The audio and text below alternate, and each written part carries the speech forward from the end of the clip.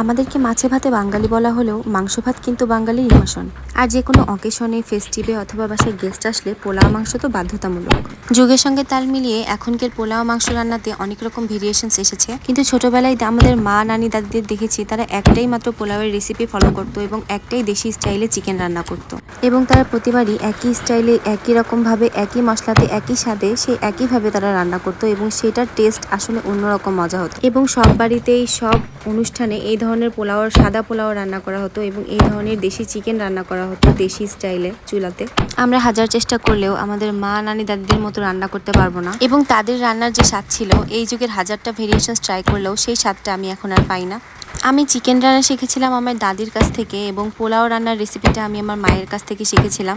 আমি খুবই পেটুক ছিলাম এবং খুবই খেতে ভালোবাসতাম, এই কারণে আমি ছোট থেকেই রান্না করা শিখেছি। এবং আমি আমার লাইফে সর্বপ্রথম রান্না করেছি ক্লাস 3-তে থাকতে। আমি নুডলস রান্না করেছিলাম। আমার মা চলে গেছিলো, একা একা বাসায় ছিলাম, আমার খুব খেতে ইচ্ছা করছিল, তো আমি নুডলস রান্না করেছিলাম। ওটাই আমার লাইফের ফার্স্ট রান্না ছিল। তো যাই হোক, আমি আস্তে আস্তে এভাবে ফেল করতে করতে, পাস করতে করতে রান্না শিখে গেছি, এবং রান্না করতে আমার অনেক ভালো লাগে। তো আমি আজকেও রান্না করতে চলে এসেছি আমার পছন্দের সেই দেশি চিকেন আর পোলাও।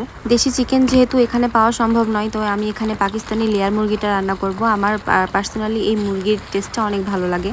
ছোটোবেলায় যখন আমার দাদির কাছ থেকে আমি চিকেন রান্না শিখেছিলাম, সে আমাকে বলেছিল যে মাংস তুমি যত বেশি কষাতে পারবে, তোমার মাংস রান্নার টেস্ট ঠিক ততটাই মজা হবে। তার কিছু টিপস আমি এখনও ভুলি না। আমি অনেক ভেরিয়েশনের চিকেন রান্না করেছি, কিন্তু তার চিকেনের রেসিপিটা আমি কখনো ভুলি না, আমার মাথা থেকে কখনো যায় না। আমার দাদি ভীষণই ভালো রান্না করতো, এবং সে খুব স্বাদের না হলে রান্না খেত না কখনো কারোর হাতের। সে নিজে রান্না করে খেতে পছন্দ করতো, আর আমার মনে হয় এই গুণটা আমি আমার দাদির থেকে পেয়েছি। গুণ বলতে আমি রান্নার গুণের কথা বলছি, মানে একদম অন্য কারো হাতের রান্না আমি খেতে পারবো না এরকম নয়। ডায়েটের সময় অনেক অখাদ্য কুখাদ্য গিলতে হয়, আর অনেক সবজি খেতে হয়। তো আমি রান্নার গুণটা তার থেকে পেয়েছি। আমি খুব ভালো রান্না করতে পারি আমি সেটা বলবো না, কিন্তু আমি রান্না করতে অনেক ভালোবাসি এবং নিজের হাতে রান্না করে খেতে পছন্দ করি। চিকেন রান্নায় অনেক রকমের মশলা ব্যবহার করা যায়, কিন্তু আজকে আমি যে চিকেনটা রান্না করব সেটা একদমই ছোটোবেলায় আমার দাদিরা যেভাবে রান্না করতো, মানে একদম অথেন্টিক স্টাইলে, জাস্ট বেশি কিছু মশলা দিয়ে আমি আজকে সেভাবেই রান্না করব। আর পোলাও ঠিক দেশি রেসিপিতে রান্না করব। আমার আম্মু বলেছিল যে পোলাও রান্না করতে গেলে চালটা প্রথমে মেপে নিতে হয় এবং সমান পরিমাপ করেই তারপর পাইখানে পানি ব্যবহার করতে হয়। আর পোলাও ঝরঝরে হওয়ার জন্য পানিটা এবং মাপাটা খুবই গুরুত্বপূর্ণ। আমি সবসময় আমার আম্মুর রেসিপিতে পোলাও রান্না করি এবং আজ পর্যন্ত কোনোদিন ফেল হয়নি। আর এখন অনেকে বলে যে পোলাও রান্নাতে গরম পানি ব্যবহার না করলে পোলাও ঝরঝরে হয় না, কিন্তু আমার আম্মু কোনোদিনও পোলাওতে গরম পানি ব্যবহার করেনি। সে সবসময় ঠান্ডা পানি দিয়ে পোলাও রান্না করতো এবং তার পোলাও অনেক ঝরঝরে হতো। আর যেহেতু আমি তার পোলাওয়ের রেসিপি ফলো করি, আমার পোলাও সবসময় ঝরঝরে হয়।